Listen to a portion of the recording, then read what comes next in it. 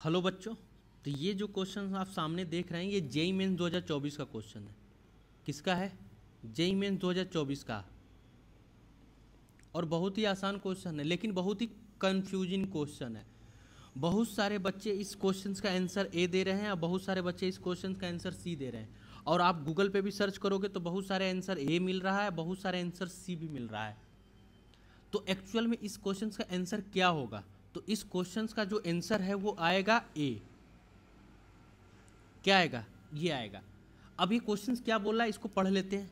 तो हमारे पास क्या है? 3 सोल्यूशन है। NaCl का 3 सोल्यूशन है। ये हमारा सोल्यूशन क्या है? ए है। सोल्यूशन क्या है? बी है। सोल्यूशन क्या है? सी है। इसका कंसंट्रेशन कितना है? 0.1 मोलर है। इसका कंसंट्रेशन 0.01 मोलर है और इसका है 0.001 मोलर है। ये 3 सोल्यूशन है। और हमें ये पता है कि जो NaCl है, NaCl जो होता है वो स्ट्रॉन्ग सॉल्ट होता है,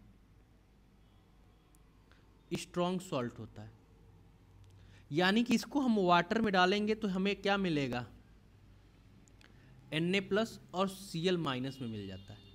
और हमें पता है कि कोई भी कंपाउंड होता है तो वो 100% आयनाइज नहीं होता है। ठीक है? अगर कोई भी सॉल्ट है तो वो 100% आयनाइज नहीं होता है। तो इस केस में हमें क्या करना है? अगर ये कुछ बोला नहीं होता, कंसंट्रेशन दिया नहीं होता, तब हम इस केस में इसका क्या ले लेते? इसका आई की वैल्यू हम क्या लेके चलते? 2 लेके चलते। लेकिन हमें पता है कि जो हमारे आई का जो फार्मूला हम लोग यूज करते हैं, आई इक्वल टू जो होता है वो क्या होता है? 1 + n-1 इंटू अल्फा होता है।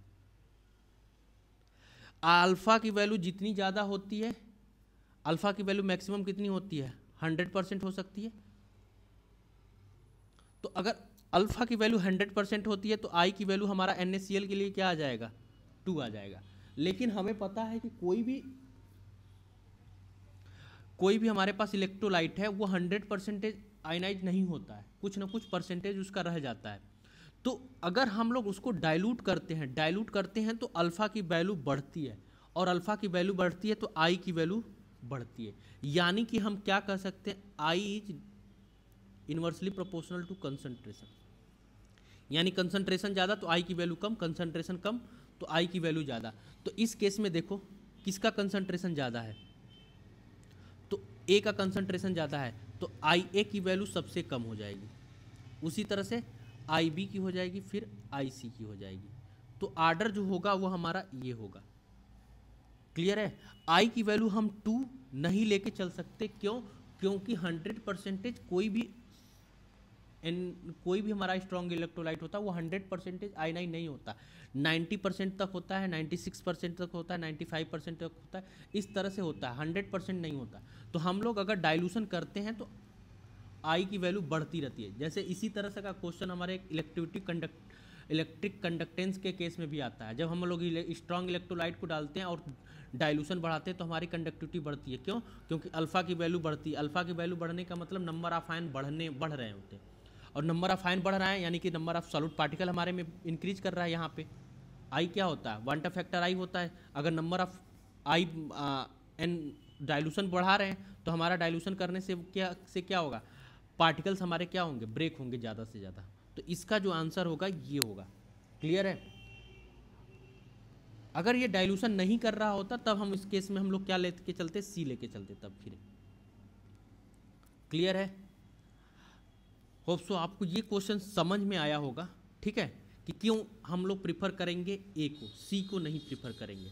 क्योंकि NaCl जो है वो स्ट्रॉन्ग सॉल्ट तो है लेकिन वो 100% आयनाइज नहीं होता।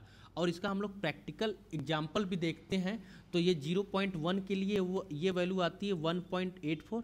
इसके लिए लेते हैं 1.94 और जब इसके लिए करते हैं तो 1.97 आता है। तो ये वांटा फैक्टर की वैल्यू आती है, एक्सपेरिमेंटल देखा गया है।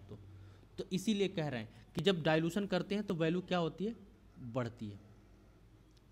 तो हमारा जो आंसर होगा ये होगा। होप सो आपको ये वीडियो समझ में आया होगा। ऐसे ही मोर इन्फॉर्मेशन के लिए हमारे चैनल को सब्सक्राइब करिए। Thank you.